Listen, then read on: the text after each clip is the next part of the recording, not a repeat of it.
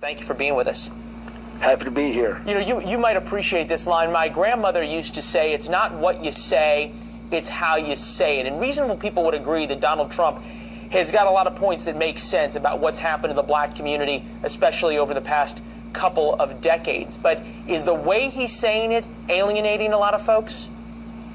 Well, you know, I really think this is a time where Donald Trump should be commended because, in general, the Republican Party do not reach out after the African American community. But I believe for the first time in history in the Republican Party, you're going to see Donald Trump declaring to the African American community and pointing out actual facts that has been plaguing our communities under a Democratic Party rule, and why it's so important that we as African Americans, where our net worth is extremely low compared to other families and other ethnic groups in this family, the welfare that is plaguing our community, the food stamps that is plaguing our communities, and even the crime rate in some communities connecting to the African American community.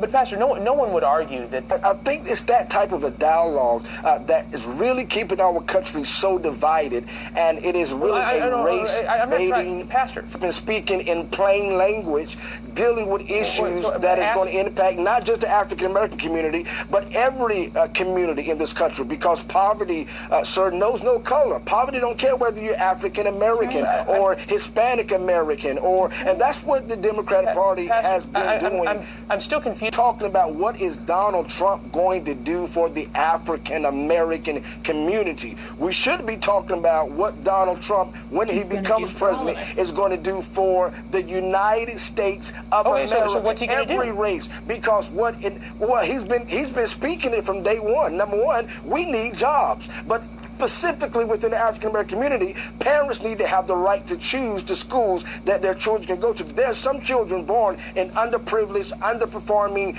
neighborhoods and schools. They're automatically doomed to fail day one they enter the school system. And right now, Donald Trump is saying, when I'm president, I'm going to make sure that there's policies in place that's going to allow the parents to choose the schools. So school choice, you think, is going to would make a big difference in African American communities? Without question, because African Americans, as soon as we, again, in many cases, not every case, but in many cases, and we need to quit using language like every black person is the same, every black person is in the same situation, and we're not. We're a diverse group of individuals.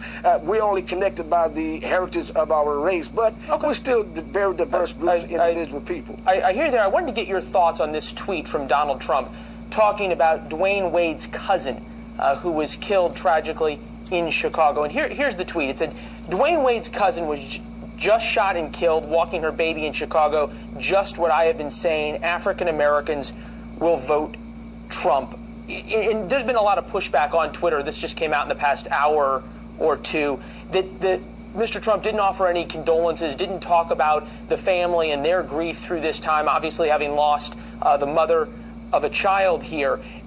How do you feel about that? You think that's a fair criticism, or do you think Mr. Trump is right to make this a political issue here?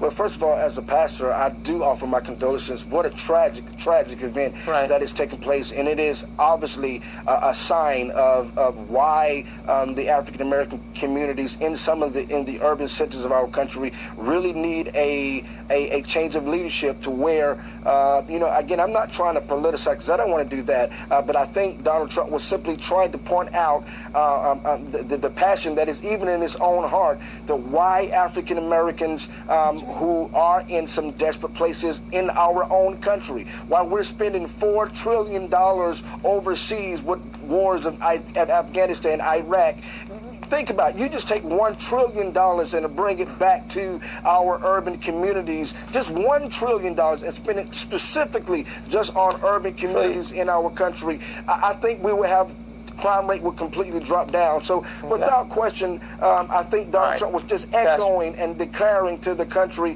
why it's so important that this crime rate that is plaguing, it's a fact, plaguing our African American communities. I don't know where we're going to find an extra $1 trillion when we're $17 trillion in debt, but we'll look, Pastor. We appreciate it, sir. Thank you.